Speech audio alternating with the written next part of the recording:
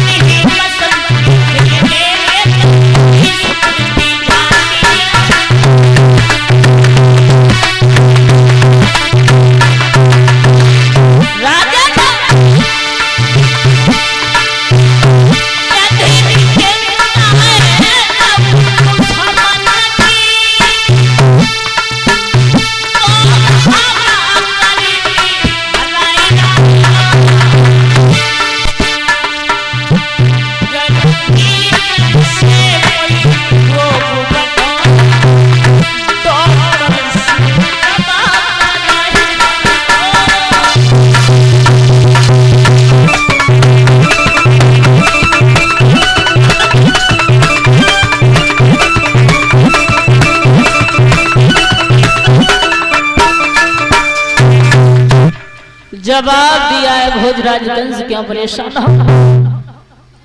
मेरे भैया बोले हैं आपको तो पता ही है, वो ही हमारे काल बलराम। अच्छा, जो हमने कहा कि दो झुपड़ियां नील कमल के पुष्प, वो आ गए। अरे दुआ की तो बात छोड़ो, 4 आ गए। अच्छा,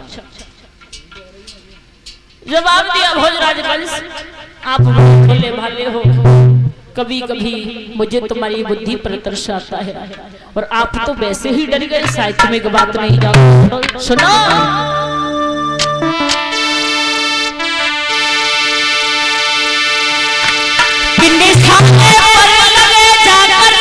और उसी को राजा आन पर जान जो देते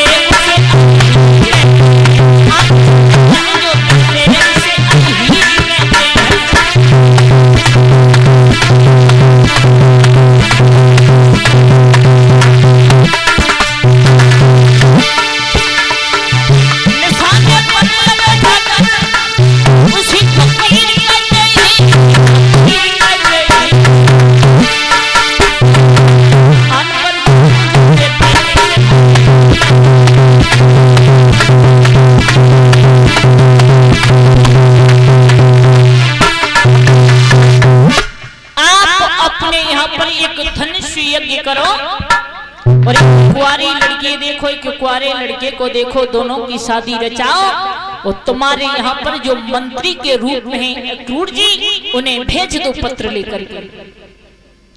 कृष्ण और बलराम को बुला लो बड़े आदर के साथ में।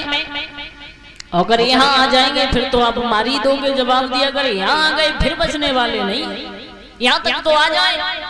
जवाब दिया, भेज दो। वैसा ही किया।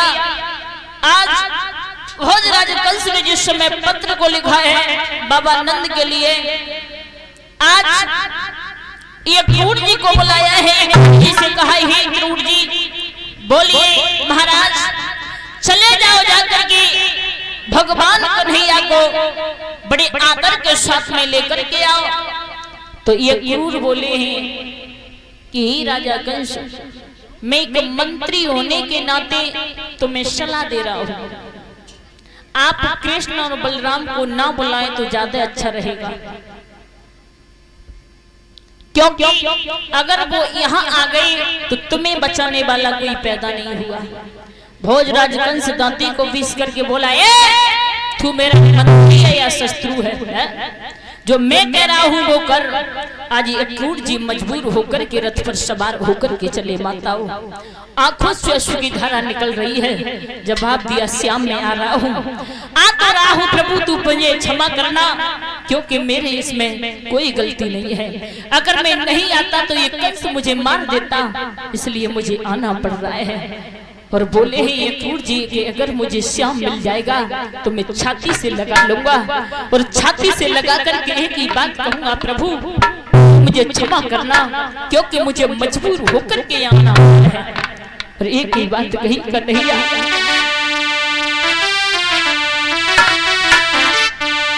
कि कन्हैया भजी की कंठी लगाई लूंगा जो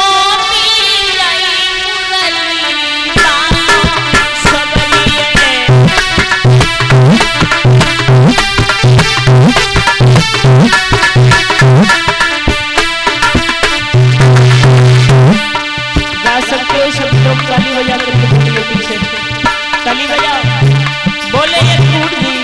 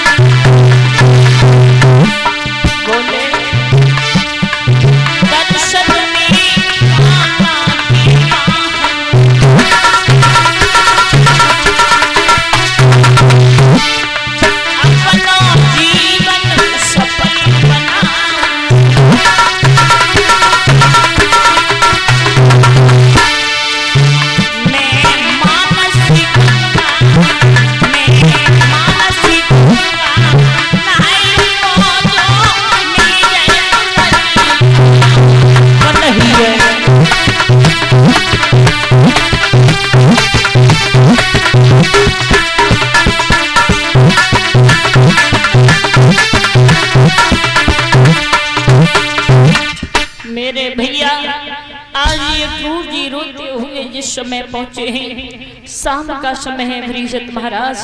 और जैसे ये क्रूर जी पहुंचे हैं उस ब्रज में,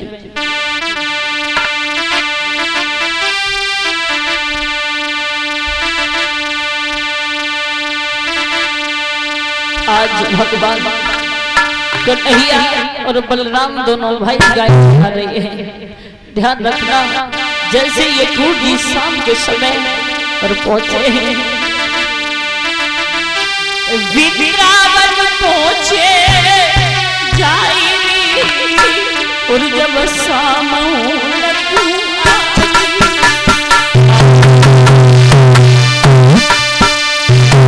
बाबा नंद ने देखा,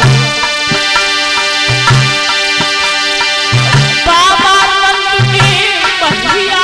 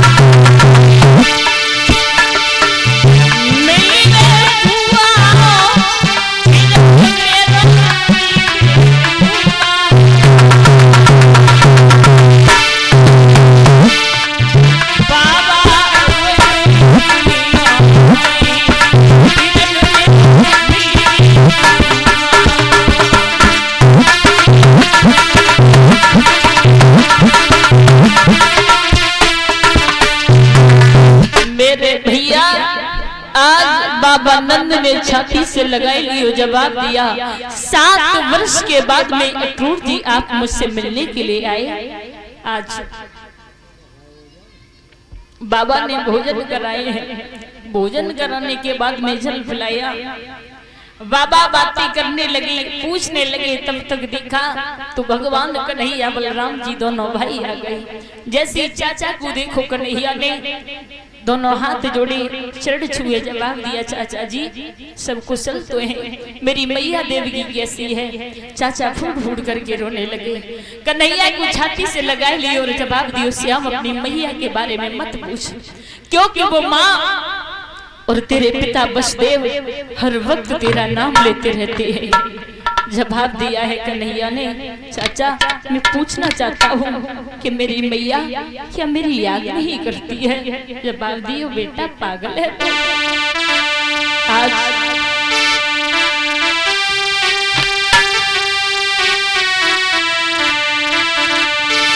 एक ही बात कही चाचा ने, यही कन्हैया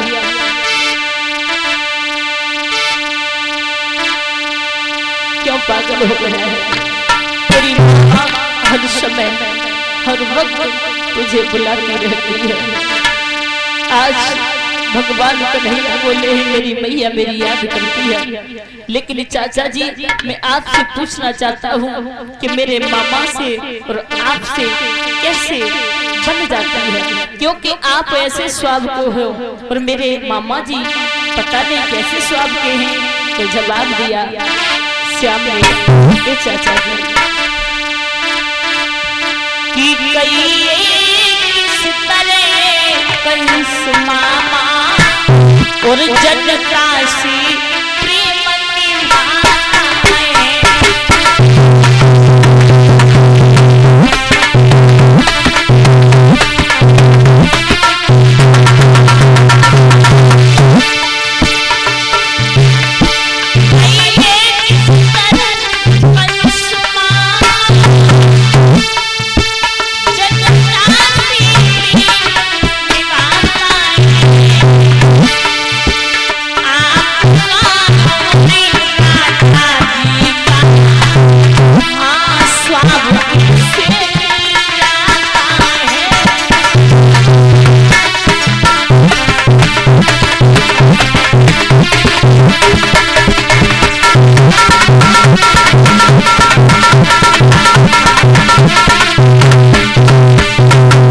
जवाब दिया है चाचा ये क्रूर ने बेटा क्या होता है? वो पत्र लिया भगवान कन्हैया के हाथ में दे दिया और जवाब दिया, श्याम अगर तुम मेरे साथ नहीं गए तो वो भोजराज कंस मुझे मरवा देगा, तुम्हें मेरे साथ में जाना होगा। आज श्याम बोले हैं ये चाचा तुम चिंता न करो, मैं तुम्हारे साथ अवश्य चलूंगा। बाबा नंद को पता चला कि कन्हैया ये कह रहा है कि मैं तुम्हारे साथ चलूंगा। बाबा नंद चीख करके बोले, ए क्या कह रहा है? मैं तुझे नहीं जाने दूंगा, अगर निमंत्रण आया है तो मैं तुझे नहीं जाने दूंगा, हम जाएंगे। तब तक ग्वाल वाल आ गए, जवाब दिया, बाबा आपने सच कहा, कन्हैया को नहीं जाने देंगे, हम चलेंगे तुम्हारे साथ में। कथा के प्रेमी भक्तों, आज जिस समय भगवान कन्हैया ने सभी के मुखारविंद से इतने शब्द सुने हैं तो बोले, बाबा क्यों पागल हो गए हो? अरे कल की बात है, परसों लौट आऊंगा। बाबा बोले, मैं नहीं जाने दूंगा बेटा तुझे, क्योंकि जब से तू पैदा हुआ है तब से नाना प्रकार के अत्याचार कर रहा है भोजराज कंस, मैं तुझे नहीं जाने दूंगा।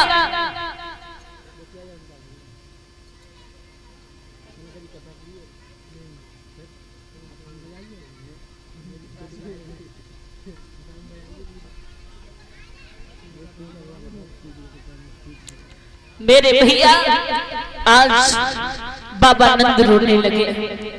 तब तक गोपियों ने सुना, मैया को कुछ पता नहीं है माताओं, गोपियों ने सुना, भाग भाग करके आने लगी। जवाब दिया, श्याम छोड़ करके जा रहे हो? बोले, क्यों पागल हो गई हो? अरे कल की बात है, मैं परसों लौट आऊंगा।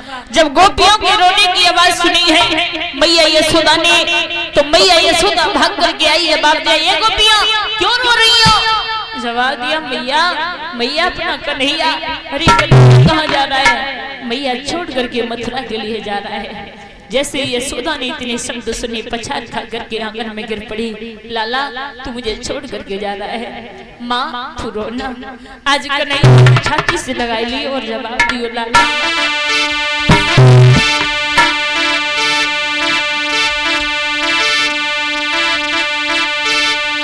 के माँ पे मोंधरी लयो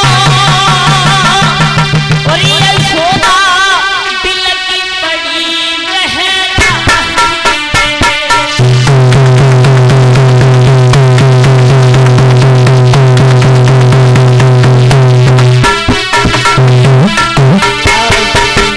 मैया यशोदा मोर रख लियो कन्हैया का जवाब दियो तुम मुझे मत जा।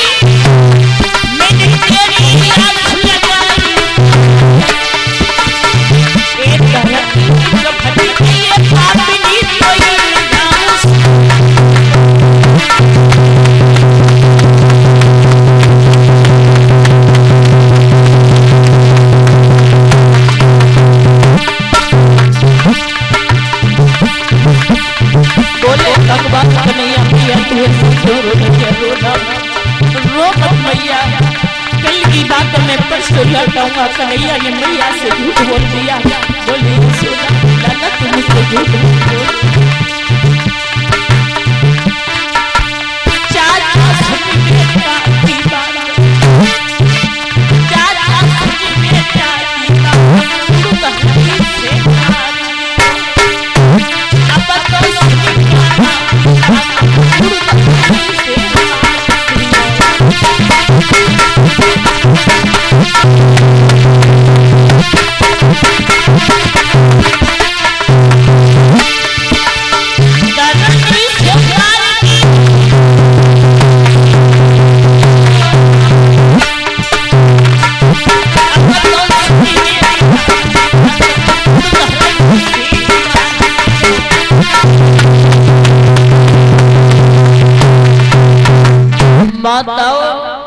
आज मैया पछाड़ खा करके सिर पटक पटक करके रोने लगी। लाला मैं तुझे नहीं जाने दूंगी। कन्हैया बोले मैया तू पागल हो गई है, अरे कल की बात मैं परसों लौट आऊंगा। यशोदा बोली लाला क्या तू इसलिए जा रहा है? हमें छोड़ करके हमने तुम्हें पाला नहीं है। अरे जन्म देने वाले वसुदेव और देवकी हैं। जैसे कन्हैया ने इतने शब्द सुने छाती फट गई। बोले माँ तू ऐसे क्यों कह रही है? मैया तू ऐसे ना बोल मेरे भैया। आज यशोदा रोने लगी। जब यशोदा रोने लगी तो बोली है श्याम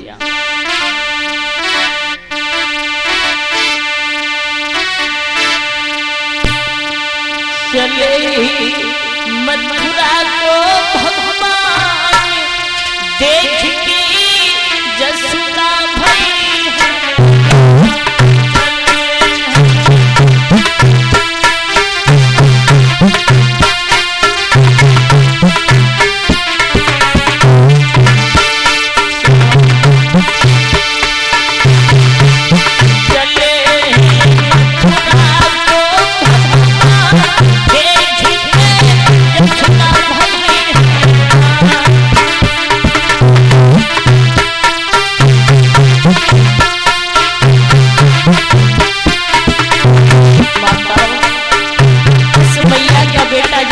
होता है तो उस मैया के दिल से जाकर के पूछो क्या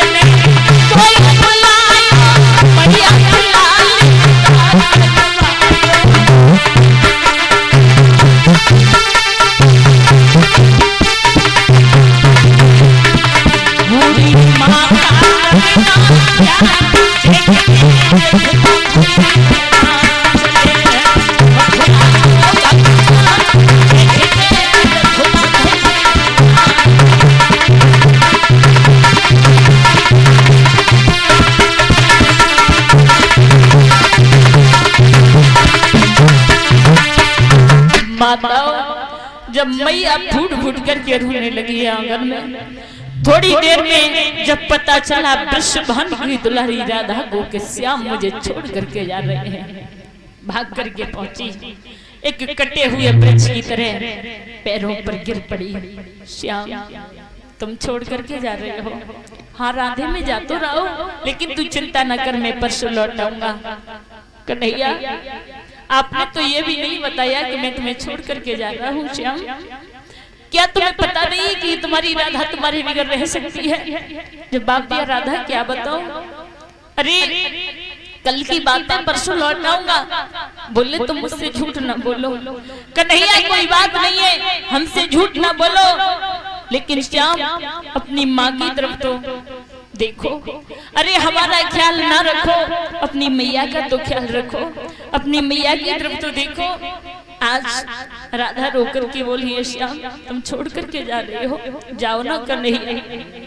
प्रिय की बात